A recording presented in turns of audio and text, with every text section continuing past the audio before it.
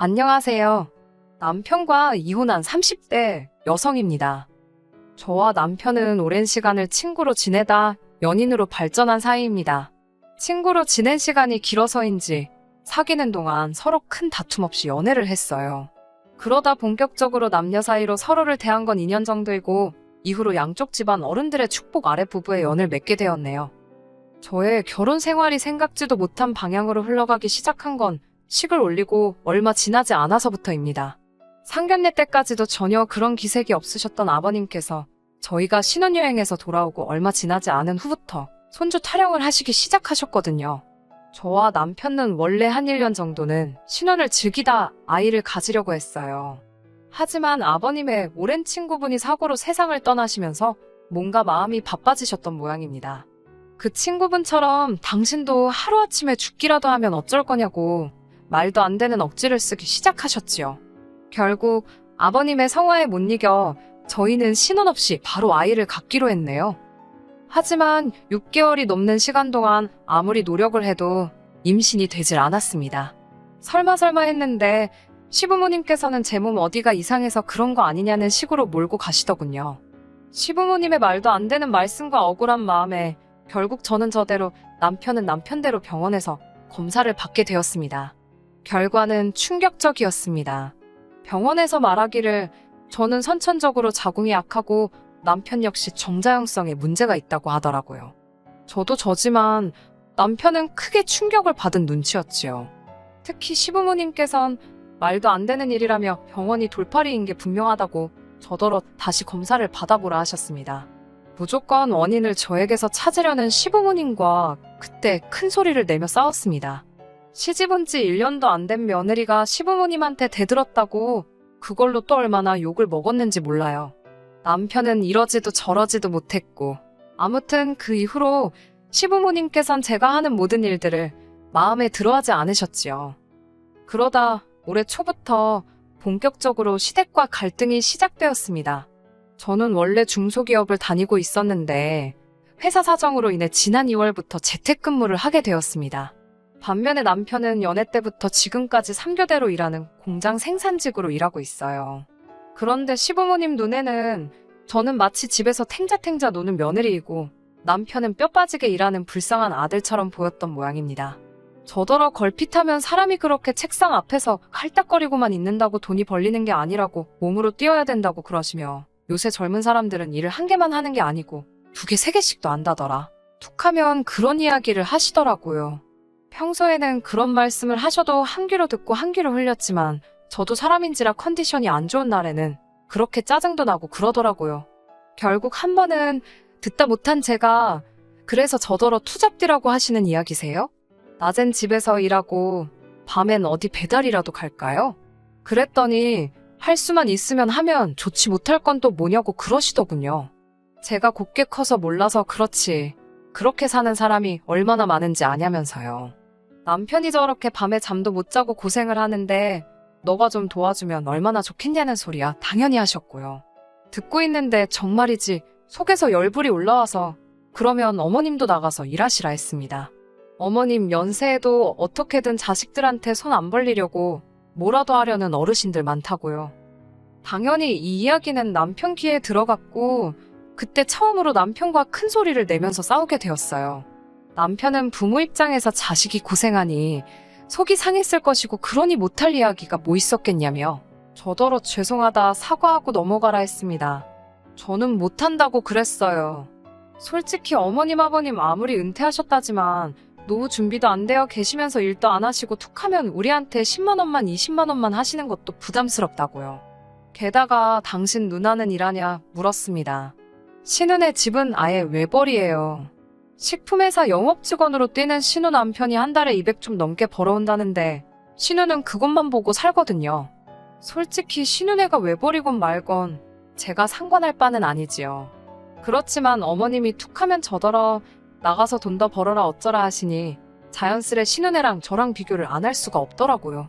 당신 딸한테는 절대로 그런 말씀 안 하시면서 이런 마음들이 저도 모르게 쌓여서 어머님께 그런 소리가 나갔던 것 같네요. 이후로 시어머니와 저희 관계는 전보다 더 대면대면해졌습니다. 그래도 나름대로 며느리 도리를 한답시고 연락드리고 생활비 보태드리고 솔직한 말로 책 잡히지 않을 정도는 했다고 생각해요. 물론 어머님 아버님께는 한없이 부족하게 느껴졌겠지만요. 그러던 와중에 신우로부터 소식이 들려왔습니다. 신우가 임신을 했다고 그러더군요. 신우와의 사이는 좋지도 나쁘지도 않았고 평소에 따로 연락을 주고받는 사이도 아니었어요. 그래도 전화를 걸어 축하한다 인사를 전했고 맛있는 거라도 사 먹으라고 통장으로 30만 원 보내주었습니다. 다른 올케들은 어떻게 하는지 모르겠지만 제 딴에는 그래도 굳이 임신한 신우 만나서 인사치레하는 것보단 낫겠다 싶어서 그렇게 한 거예요. 이후로 몇 달의 시간이 흘러 어머님의 생신이기도 해서 온 가족이 모이게 되었습니다. 신우가 출산을 앞두고 있었기 때문에 대화의 주제는 자연스럽게 산후조리로 이어졌어요. 어차피 출근하는 사람도 아니니 별 걱정은 없겠다 싶어서 가만히 듣고만 있었습니다. 신우는 도우미를 쓰네 어쩌네 그러고 있는데 슬쩍 신우 남편 표정을 보니까 좋지가 않더라고요. 형편이 뻔한데 도우미를 쓴다고 해서 저러나 싶었지만 제가 나설 자리도 아니고 그냥 적당히 어머님과 신우가 하는 말에 기계적으로 호응만 하고 있지요. 그때 신우가 저를 보더니 올케가 도와주면 되겠다고 그러더군요. 아무 생각 없이 이야기를 흘려듣던 저는 신우의 그 말에 깜짝 놀라 지금 무슨 이야기를 하는 거냐 되물었습니다. 그러자 어머님께선 넌 이렇게 중요한 이야기를 하고 있는데 정신머리를 어디다 두고 있는 거냐며 또 한 번 싫은 소리를 하시더라고요. 저는 신우에게 어디 복직을 해야 하는 것도 아닌데 왜 남한테 아이를 맡기려고 하냐고 물었습니다. 그러자 신우는 살도 빼야 하고 라며 말끝을 흐리더니 이거저거 따지지 말고 저더러 그냥 봐달랍니다. 더 어이가 없는 건 그 상황에서 열을 내는 사람이 저밖에 없더라는 거예요. 시부모님이야 그렇다 쳐도 신우 남편하고 저희 남편까지 전부 다 침착하게 조용히 저와 신우의 이야기를 듣고만 있더라니까요.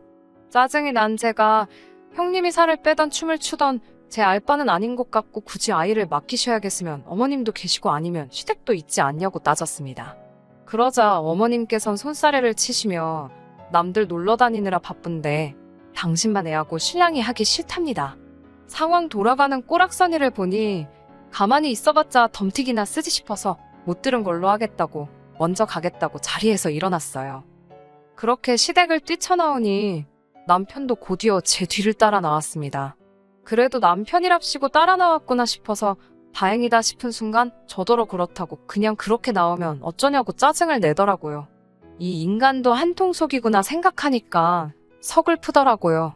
나더러 그러면 어쩌라고 까라면 까야 되는 거냐고 저도 있는 대로 성질을 부렸어요. 남편은 무조건 싫다고만 하지 말고 이야기를 좀 해보잡니다. 이야기나마나 오는 내내 앵무새처럼 신우 입장도 생각해보라는 남편과 대판 싸웠어요.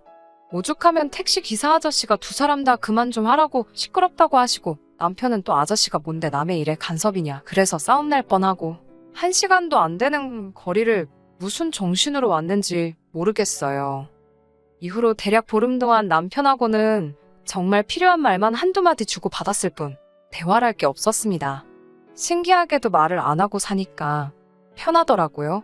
그런 와중에 어머님께서 저희 결혼 생활에 아주 기름을 가져다 들이부으셨어요. 덕분이라고 해야 할지 남편하고도 그래서 이혼을 하게 되었고요. 신우의 출산 예정일을 일주일쯤 앞두고 어머님의 호출로 다시 시댁에 가게 되었습니다. 지난번 일도 있고 해서 내키지는 않았지만 시부모님 말만 따라 그 집안의 하나뿐인 며느리였던지라 안 간다 소리를 할 수가 없었어요. 도착하자 신우가 언제부터 그랬다고 반가운 척을 하며 아는 체를 해왔습니다. 그렇게 온 식구가 무슨 작전이라도 짰는지 평소와는 달리 저에게 어찌나 사근사근하고 다정하던지 소름이 다 끼치더라고요. 그리고 아니나 다를까 음흉한 속내를 오래 숨기고 있지는 못하더라고요. 온 가족이 모이자 신우는 다시 산후조리에 대한 이야기를 꺼냈고 가족들은 다 같이 짝이라도 한 듯 신우가 저에게 조를 수 있도록 소위 판을 깔아주는 분위기였지요. 신우는 다시 저에게 자기가 출산하고 나면 산후조리를 도맡아 달라 했고 저는 도저히 이해가 안 돼서 혹시 돈 때문에 이러냐 물었습니다. 산후조리원 갈 돈이 없어서 이러는 거냐고요. 그러자 신우가 그런 것도 없잖아 있다며. 아무리 그래도 그렇지 애도 안 낳아본 나한테 뭘 믿고 산후조리를 부탁하냐고. 그리고 신우도 시댁이 있고 여기 시어머니, 그러니까 신우한테는 친정어머니시지요. 어머님도 계신데 왜 하필 나냐고 따져 물었습니다. 그러자 시어머니는 왜 가만히 있는 당신을 끌고 들어가냐며 손사래를 치셨어요. 신우는 자기가 개인적인 사정을 저한테 다 보고할 필요는 없는 것 같다면서 그래도 무조건 제가 봐줬으면 좋겠답니다. 어머님께선 그런저더러 지 신우가 저렇게 안달복달 부탁을 하는데 치사하다며 그냥 좀 봐주면 어디가 덧나냐며 좀 봐주랍니다. 너는 일 안 하고 집에서 놀고 먹어도 그 잘난 회사에서 월급 주지 않냐면서요. 아무리 사회생활을 안 해보셨어도 그렇지 집에서 놀고 먹는데 돈 주는 회사가 세상 천지에 어디 있답니까? 어머님께서 늘 제가 하는 일을 깔보고 무시하시는 건 알았지만 온 가족들 앞에서 말씀하시는 태도를 보고 있자니 정말 어이가 없더군요. 그래서 제가 신우한테 세상에 공짜가 어디 있냐고 돈을 달라고 했습니다. 돈이 없어서 저한테 부탁하는 건데 돈을 달라는 게 말이 되냐고 남편이 달린 입이라고 옆에서 한마디 보태더라고요. 그래서 돈이 없으면 산후조리를 못하는 거지 남한테 엉겨붙는 게 아니라고 쏴붙여버렸습니다. 그러자 신우가 한다는 말이 나라에서 나오는 양육수당인가 뭐 그런 게 있는데 그거 전부 다 저에게 주겠답니다. 제가 알기로 그게 20만 원인가 그랬거든요. 어이가 없어서 이어지는 신우의 말은 더 가관이었습니다. 그걸로 애기 분유값 하고 그러면 좀 남지 않겠냐고 그래요. 저더러 커피값이라도 하라나요. 신우의 말 같지도 않은 소리에 더 듣고 있을 필요도 없겠다 싶었습니다. 어찌됐건 출산 앞둔 사람 앞에서 싫은 소리 하는 것도 할 짓이 못 된다 싶었고요. 저는 그 자리에 있는 사람들에게 다들 속으로 저를 어떻게 생각하고 있는지는 모르겠지만 참 서운하고 섭섭하다 했습니다. 이 집안에서 어떻게 보면 신우랑 관계가 제일 멀고 어려운 사람이 저 아니냐. 그런데 저를 얼마나 만만하게 보셨으면 이런 말도 안 되는 부탁을 온 가족이 나서서 하는 건지 이해가 안 된다. 전 죽어도 못 해준다. 안 한다고요. 그리고는 정말 뒤도 안 돌아보고 집을 나왔습니다. 지난번과 달리 남편은 따라 나오지도 않더라고요. 돌이켜 생각해보면 그토록 결혼 생활에 회의감을 느꼈던 적이 없었던 것 같아요. 제 편이라고는 하나도 없구나 싶었으니까요. 남편은 이튿날이 돼서야 집에 들어왔습니다. 어디서 외박을 했냐, 누구랑 있었냐 그런 것도 묻기도 싫더라고요. 남편을 본 채만 채 하고 있는데 남편이 이야기를 좀 하잡니다. 솔직히 전 이때까지도 희망을 놓지 못하고 있었어요. 이제라도 미안하다 사과라도 하려고 그러나 싶기도 했고 하지만 남편의 입에서 나온 말은 상상치도 못했던 충격적인 이야기였습니다. 혹시 장모님은 요새 뭐 하시냐고 묻더라고요. 전 처음에는 상황 파악을 못하고 이 인간이 갑자기 왜 우리 엄마 안부를 묻나 싶었습니다. 저희 어머니는 지난해 교직에서 은퇴하시고 봉사활동으로 공부방에서 아이들 공부를 봐주고 계셨거든요. 남편은 그 이야기를 듣더니 그럼 장모님한테 이야기를 하면 되겠다는 겁니다. 무슨 소리냐고. 뭘 우리 엄마한테 이야기하겠다는 거냐니까. 어차피 좋은 마음으로 생판남의 집 애들 공부도 봐주시는 분이니 신우네 아이도 잘 봐주지 않으시겠냐고요. 아, 정말이지. 이 소리 들었을 땐 정말 제 입에서 쌍소리가 나갈 뻔했어요. 미쳤냐고. 왜 우리 엄마가 당신 누나 산후조리를 해주냐니까 뻔뻔하게도 저한테 너가 안 된다며 그러는 거예요. 제가 안 되니까 저희 어머니한테 부탁해보겠다고 저더러 신경 쓰지 말랍니다.